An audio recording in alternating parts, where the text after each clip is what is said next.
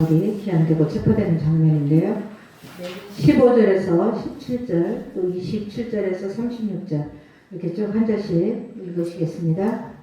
이 여러 날 후에 여장을 꾸려 예루살렘으로 올라갈 때 가이사랴의 제자와 함께 가며 한 오랜 제자 구부로 사람 나손을 데리고 가니 이는 우리가 그의 집에 머물려 합니다. 네, 17절. 예루살렘에 이르니 형제들이 우리를 누구의 영접하거늘 그 이래가 거의 차기에 아시아로부터 온 유대인들이 성전에서 바울을 보고 모든 무리를 충동하여 그를 붙들고 28절 원사님. 네? 28절 읽으시면 돼요. 18절인가요? 네. 외치되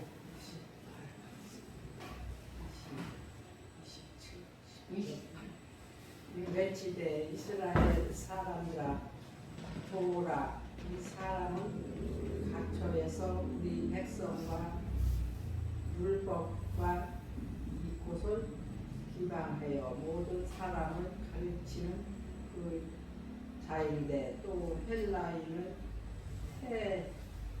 태리고 성전에 들어가서 이 거룩한 곳을 더럽혔다 하니 네, 29절. 이는 그들이 전에 에베소 사람 디모가 바울과 함께 시내를 있음을 보고 바울은 그를 성전에 데리고 들어가는 그걸 생각합니다. 네, 30절. 온 성이 소동하여 백성이 달려와 모여 바울을 잡아 성전 밖으로 끌고 나가니 온들이 곧 벼치더라. 네, 31절. 그들이 그를 죽이려 할 때에 온 예루살렘이 유관하다는 소문이 군대의 총장에게 들리네. 그가 급히 군인들과 백부장들을 보내고 달려 내려가는 그들이 천부장과 군인들을 보고 바울치기를 붙이는지라. 이에 총부장이 가까이 와서 바울을 잡아 포로세포로 결박하라 명하고 그가 누구이며 그가 무슨 일을 하였느냐 묻니 우리 가운데서 어떤 이는 이런 말을 어떤 이는 저런 말로 소리 치거늘 총부장이 소동으로 말미암아 진상을 알 수 없어 그를 영으로 데려가라 명하니라. 바울이 침대에 이를 때 우리의 폭행으로 말미암아 군사들에게 불려가니 이는 백성의 무리가 그를 없이 하자고 외치며 따라가니로다. 네, 잘 읽으셨습니다. 긴 내용인데 잘 읽으셨어요. 그래서 오늘은 이제 21장, 지난번에 20장에서 이제 20장 기한 3차 기한을 하는 모습을 공부했고요. 또 이제 지금 이 맥절보다 더 먼저에 또 3차 기한이 계속되는 모습이 원래 나오는데 21장에는 체포, 그 기한 체포로 장제목을 잡았기 때문에 15절부터 이렇게 이어집니다. 그래서 15절에 보니까 이 여러 날 후에 여장을 꾸려 예루살렘으로 올라갔어요. 지금 기한이 완료되었다 그 말이죠. 여장을 꾸리라 짐을 꾸리다, 말의 안장을 꾸리다, 영역보는 마차를 준비하다 뭐 이렇게 되어 있습니다. 그래서 바울 일행은 말을 이용하여 예루살렘으로 간 것 같아요. 그래서 가이사랴에서 예루살렘까지는 100km 용로로 이제 간 거죠. 그래서 16절에 가이사랴에 몇 제자가 함께 가며 한 오랜 제자 구부로 사람 나손을 데리고 가니, 그래서 같이 가는 제자들이 있었고요. 7명 있었고 또 여기에 나손이라는 사람이 같이 갔다. 이는 우리가 그 집에 머물려 함이라. 그렇게 예루살렘에 나손이라는 사람의 집이 있었나 봐요. 그래서 그 집에 머무르려고 나손을 데리고 이제 함께 갔다. 17절에는 예루살렘에 이르니 형제들이, 여기서는 형제들이 그러면은 성도들입니다. 제자들이 이래도 성도들이에요. 그래서 이제 예수님의 제자들은 보통 사도라고 이렇게 표현을 하기 때문에 이제 성도들을 말하는 겁니다. 우리를 기꺼이 영접하거늘 3차 전도를 마치고 돌아온 바울 일행을 이렇게 예루살렘 교회 성도들이 영접을 했다. 27절에는요. 그 이래가 거의 참에, 이 말은 나시림 결례 기간이에요. 그래서 그 아시아로부터 온 유대인들이, 이 아시아로부터 온 유대인들은 에베소의 디아스포라 유대인들로 추정이 돼요. 성전에서 바울을 보고 모든 무리를 충동하여 그를 붙들고, 그래서 이 말은 무슨 배경을 갖고 있냐면요. 그 24절, 그 20절로 26절 여기 맥은 아니지만 그 전단에 보면은 이제 예루살렘 교회 가서 3차 보고를 해요. 그 다음에 구제 헌금을 드리고 그 다음에는 이제 야고보와 장로들이 걱정을 합니다. 바울의 그 신변을 걱정해요. 왜 걱정하냐? 이 지금 24절에 보면은요, 그들을 데리고 함께 결례를 행하고 그들을 위하여 비용을 내어 머리를 깎게 하라.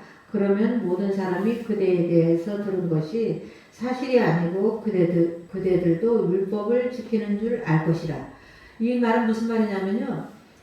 율법을 안 지킨, 바울은 가르칠 때 율법 안 지켜도 돼, 할례 안 받아도 돼, 이렇게 가르쳤다고 지금 오해를 한 사람들이 지금 오순절을 맞아서 전부 6월절 오순절 날이 돼서 전부 예루살렘에 올라와 있는 거예요. 디아스포라들.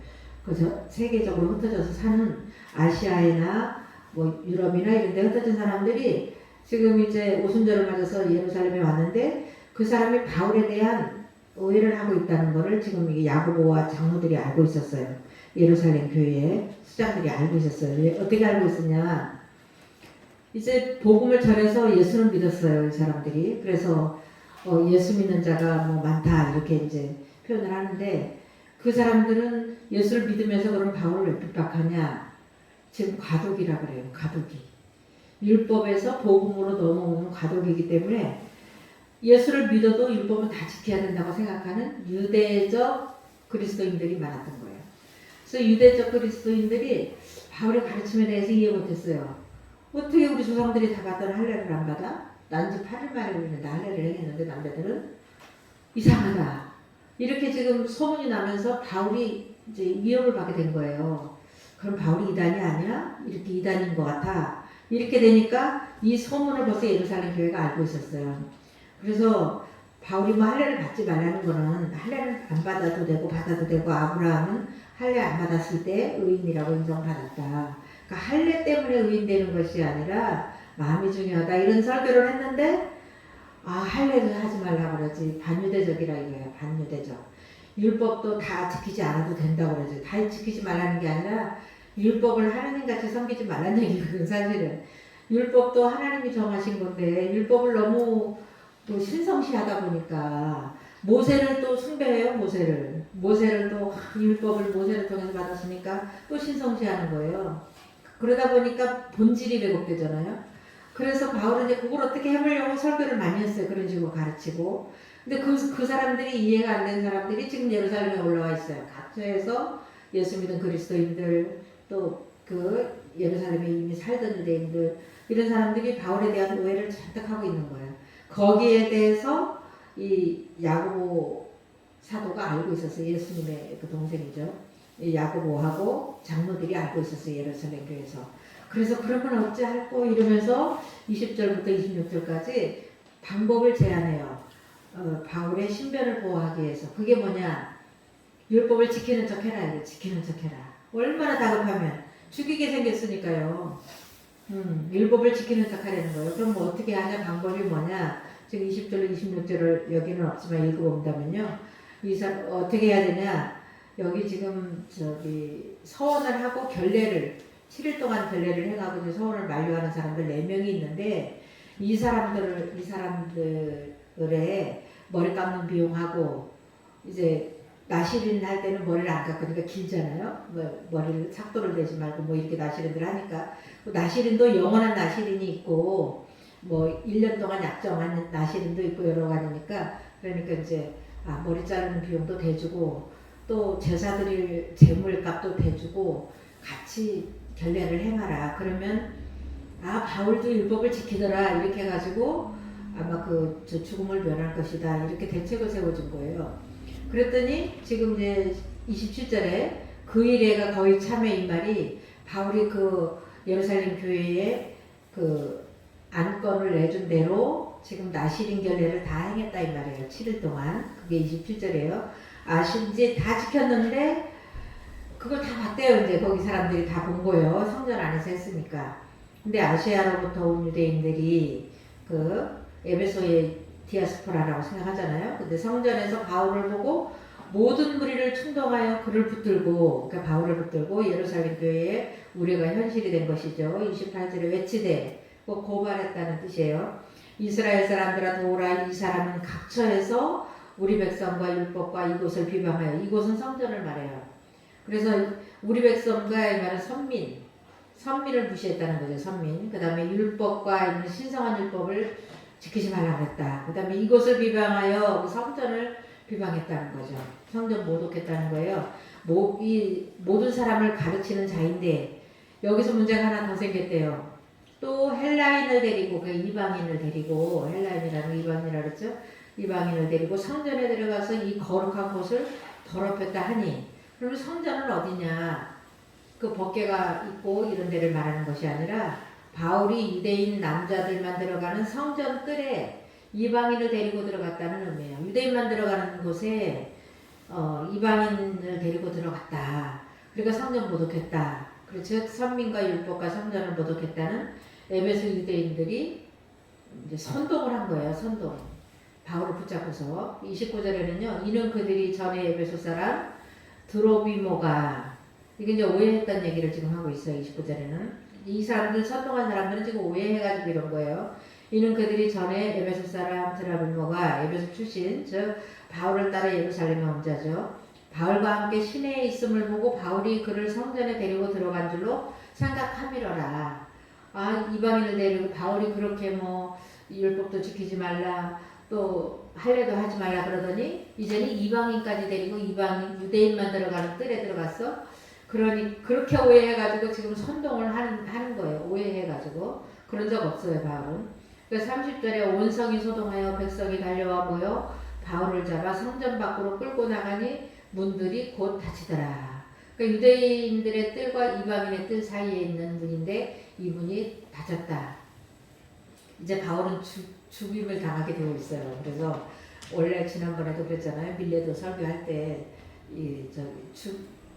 죽을 수 있다는 걸 자기 예견했잖아요. 그것처럼 지금 상황이 성령이 말씀하신 그 상황으로 지금 가고 있어요. 31절에 그들이, 유대인들이죠, 그를 죽이려 할 때에, 그러니까 바울이 무리에게 폭행을 당할 때에, 죽임 뭐 칼로 찌르거나 이런 얘기는 아니고 계속 여러 사람이 폭행을 하는 거죠. 그럼 죽는 거죠. 계속 그렇게 하면. 그래서 이 사람들은요, 유대인들은 선민과 성전과 율법을 모독했다? 그러면은 죽이는 그거에 율법에 합당하다는 거예요. 그래서 죽이는 거를 그 죄로 여기지 않는 거죠. 그래서 온 예루살렘이 요란하다는 소문이 군대의 천부장에게 들리매, 하나님이 바울을 살리려고 천부장에게 알린 거예요. 이 천부장은 뭐냐? 예루살렘 치안의 책임자고요. 보병 760명과 기병 240명을 거느린 로마 군대의 지휘관이에요.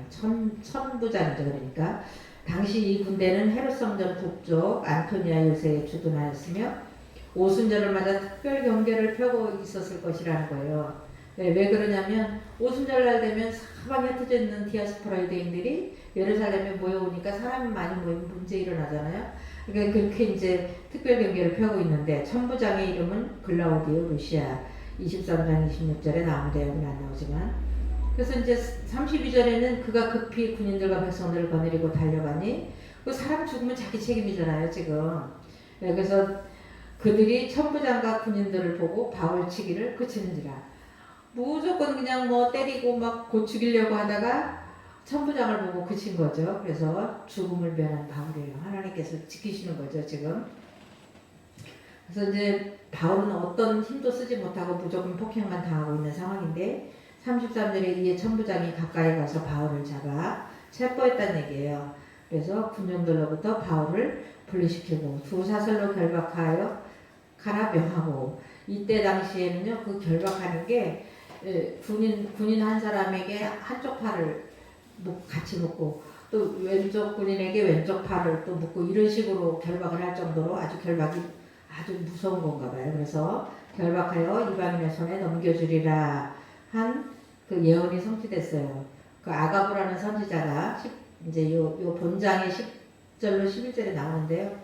아가부라는 선지자가 빌립 집사 집에서 잠깐 체류할 때 바울에게 바울의 띠를 가져다가 손에 메면서 이 띠 임자가 이렇게 묶일 거다. 그리고 이방인들에게 손에 넘겨질 것이다 그랬는데 일부 성취됐어요. 왜냐하면 지금 이 천부장은 이방인이잖아요. 로마인이잖아요. 이방인인데 그 이방인의 손에 유대인들이 잡았는데 이방인의 손에 넘겨졌어요. 지금. 그래서 그가 누구며 무슨 일을 하였느냐 물으니 천부장이 군중들에게 질문을 했죠.